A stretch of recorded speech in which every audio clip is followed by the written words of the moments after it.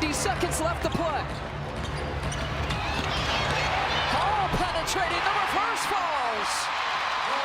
+4 Fever. How about switching hands there at the last second from Hall? She has had some huge points. Ionescu to Stewart. Oh, it's a T-point. Sabrina with the T-Panther. Cuts the lead to 1. Not too much gets Ionescu rattled. 22 points, her 4th three-point make. And the ball is loose, it'll stay here. And Lexi Hall going back to the last basket. She has really come on strong. This is just a strong move to the hole. See how she switches to that right hand and uses that as a shield. She's able to finish a tough shot. And then Sabrina Ionescu with the deep 3 in a pivotal moment. Maybe an answer. Clark well off the mark. Ball's loose. Liberty have it. 40 seconds to play. Liberty trail by 1. Ionescu, Hall defending.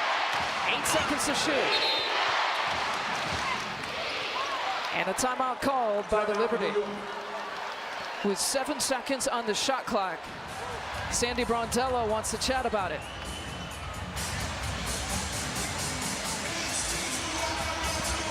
Well, this is the 4th time, as we mentioned, that the Liberty and the Fever have faced off this season. May 16th at Indiana, Caitlin Clark's home debut. The veteran Liberty squad rolled to 102 to 66 win.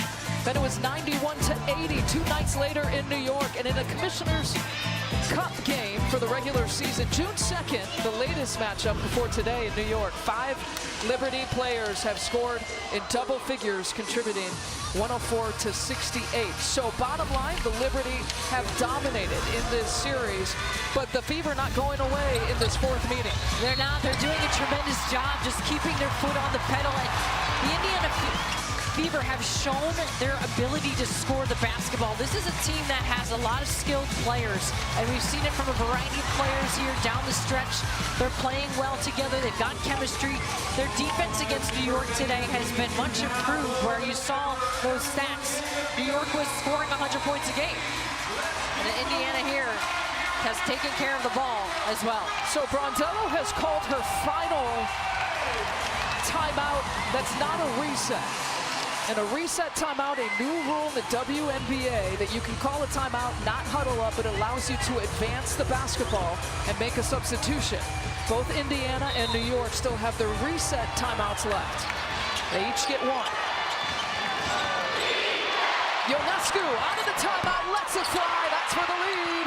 Loose ball, Lainey Hamilton chases it down. Over the back call. And a turnover, a crucial one for the Liberty.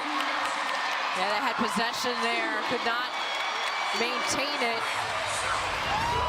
And this is the right call. And you see here, it goes off Lainey Hamilton's left foot, and then it's a backcourt violation. So now Indiana's got a chance here to just kill the clock. They've got a foul. New York's either going to look for the steal immediately or they're going to foul. Right. And Indiana doesn't have to force anything up here. They get a good look. They can take the last shot. Well, for Indiana, you just got to inbound the ball and expect that the foul is coming. Yes, yes. And take care of the ball, because New York's going to look to steal it first. And New York has some choices about who to try to foul. Here trailing by 1. But what an important piece. And obviously with New York, we've talked about the reset timeout. Now, this is important to understand for New York. They are out of full timeouts. So let's say they foul, get the ball back, plenty of time. They can't call a timeout to huddle up and reset. The only thing they can do is advance the ball with the reset timeout. Which gives them a chance to score at the other end, which you like about the rules here. And you got to think in that timeout, because of that, Sandy Brondello had to talk about the next offensive play here for New York after this defensive possession. And the Indiana Fever will inbound to Boston. Yeah, we got to foul her immediately. And it'll be Boston's first trip to the foul line. We talked about the Liberty having choices on who to foul. Melissa Smith wasn't in that rotation. She'll now come back as a defensive substitution for the Fever.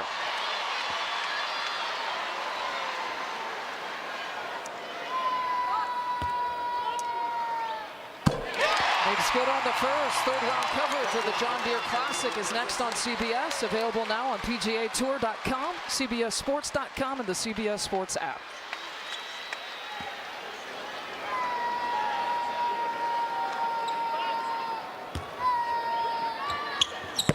Three-point game. Liberty called a reset timeout, which allows them to advance it across half court. So now Sandy Brondello. No more reset timeouts and no more full timeouts. The Fever do have one full timeout left. Now, do you go for the three here if you're in New York, and that's an option? They've got good three-point shooters, or you take the quick two. Stewart inbounds to Jones. Over to Ionescu from the corner for the tie, in and out. Fever come down with it. The Liberty forced a foul. Big possession there. That shot had to go in. Now this is a chance for Indiana to extend it into a two-possession game. Ionescu is 4 of 13 from three. The Liberty as a team, 24% today from three. They're normally a top 4 three-point shooting team. I noticed the number. They haven't even reached 80 points. They were 100, over 100 for 2 of the games they played the Fever. It shows improvement from Indiana's defensive standpoint.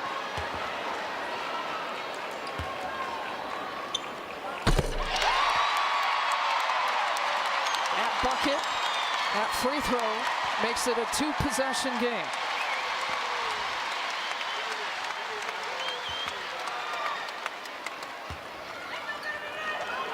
Five-point lead.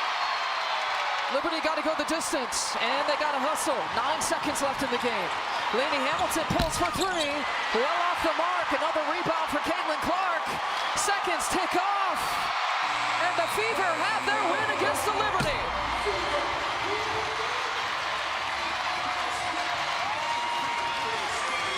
And the Fever told us before the game they had to steal one, and this is one.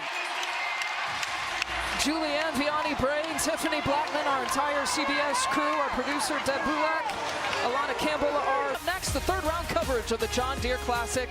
This has been the WNBA.